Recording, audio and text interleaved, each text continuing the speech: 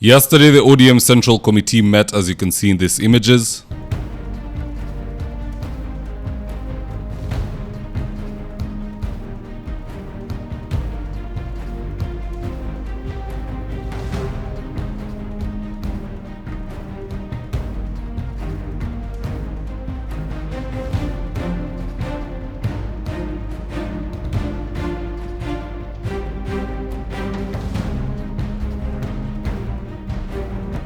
Now in this video, I want us to look into some of the reasons why Oburu Odinga convened this meeting and also the final resolution of the same meeting. And with no further ado, let's get after it. Now the first reason why Oburu Odinga convened this meeting was to do his own mic check 1-2. Because remember, he's never been at the helm of ODM in his entire life. Even when Raila went to contest in AU, he preferred leaving Anyang' Nyong'o as acting party leader over his own brother Oburu Odinga. So this was a great moment for Oburu to test his powers. This was a chance for him to hammer down his ideology, chart a path for the party, and to let the other party members know what his priorities are and what his priorities aren't. Because before he took the party leader position, people didn't know which path they should chart. There was Edwin Sifuna on this side, there was Gladys Wanga and Junet on the other side. So finally, they are going to operate as a singularity. Second reason why Oburu Odinga convened this meeting was to evaluate who is for him and who is against him. You see, even in your own life, say you do a wedding, you have 5 friends who live in the same county you are from, and you do a wedding. And on the day of the wedding, 3 of them show up, 2 of them don't, without any apology of absence. What does that tell you? It tells you that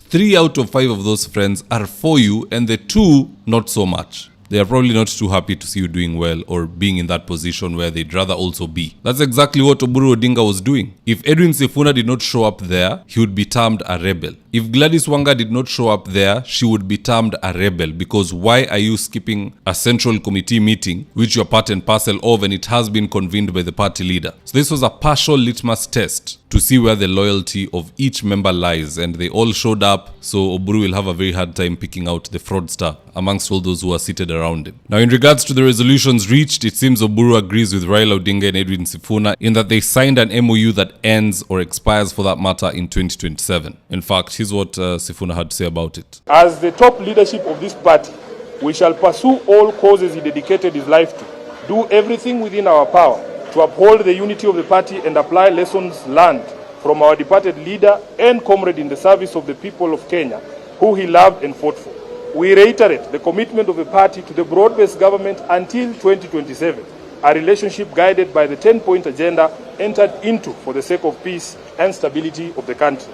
Rest in peace, Baba. Rest in peace, our party leader. Rest in peace, the people's president and comrade, the Right Honorable Raila Amolo Odinga. Of all the Kenyans who are watching Sifuna speaking on TV, reading that press release surrounded by all these other ODM members, Oburu, Junet, and all these people, Kindiki is the one who ought to be most worried. Why is there another MOU to be signed which has been left to 2027? Why can't they do it now? It's because they don't want to disenfranchise the mountain. They don't want to have Kindiki becoming a rebel within. They'd rather have him running around saying two-term, two-term, two-term, and in the last moment he is ditched and ODM propose who they want to be deputy president come 2027. And that's why I always say Kindiki ought to be a rebel. There's nothing to be happy about in that position. You should be the last person speaking two-term. In any case, Kindiki is the one person who can speak truth to power even better than Rigathi Gachagua. Rigathi Gachagua was doing it, but Ruto had bought the leaders from the mountain. If Kindiki speaks truth to power, the leaders from the mountain cannot impeach him. And without every single MP and women rep from Mlima Kenya, Ruto cannot achieve the numbers to send Kindiki home. And those same leaders cannot send him home because you already sent the first leader that we gave you home. Now you are here sending the second one home. You yourself must surely go home. That will be the logic on the ground. You are well protected. Start speaking truth to power. What you had right there basically says this MOU expires in 2027. There'll be another one to sign where your seat will be filled by somebody else. Asiyesikia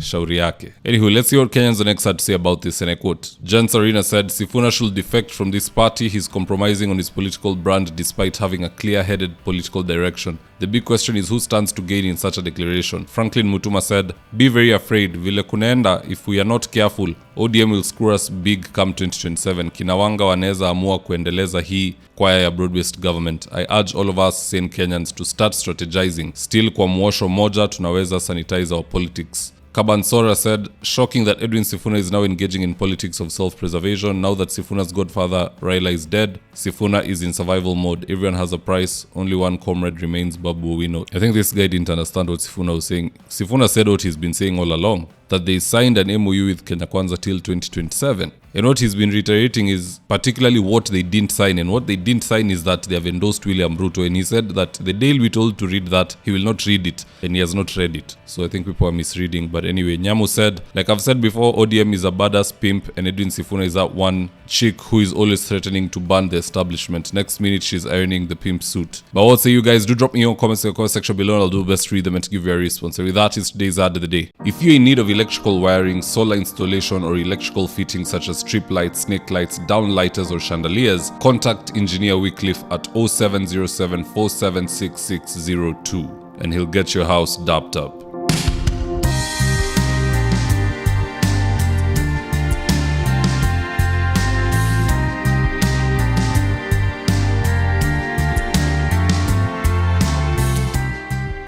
Now, if you're here for the first time, please go on and hit the subscribe button. And if you're watching for a different platform, just head on over to YouTube, search for Mzitowafula, hit the subscribe button. You're going to be getting a ton of content of this nature.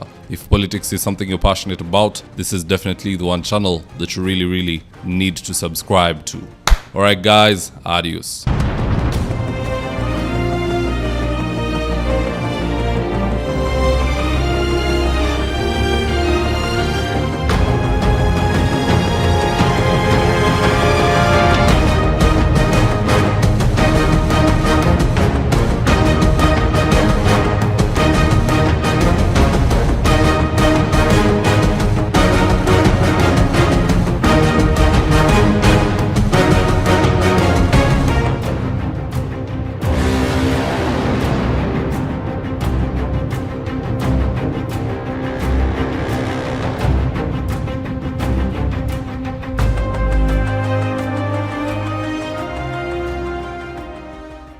Thank you for choosing Mzitowafula as your primary news platform.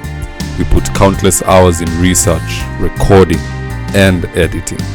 By showing up each and every day to watch our videos, you encourage us to generate more videos for the viewers. We are on a mission to inform, educate, and build a better tomorrow.